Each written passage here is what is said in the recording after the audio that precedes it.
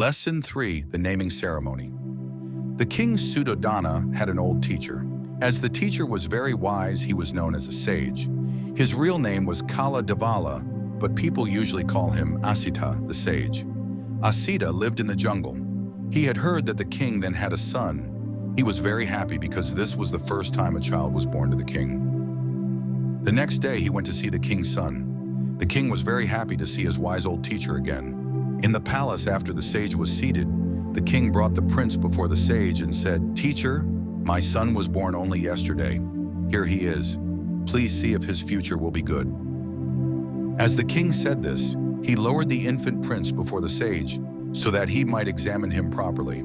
However, the baby turned his feet onto the sage's head. Thus surprised, Asita took hold of the baby's feet and examined them very carefully. He saw some marks on the prince's feet.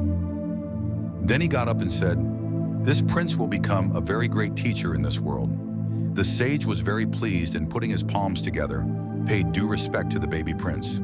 The king, seeing this, also did the same. This was the first salutation of the king. Everyone was happy and pleased to know of the sage's prediction.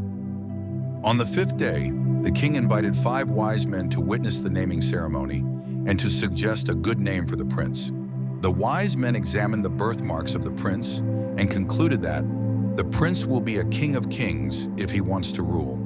If he chooses a religious life, then he will become the wisest, the Buddha.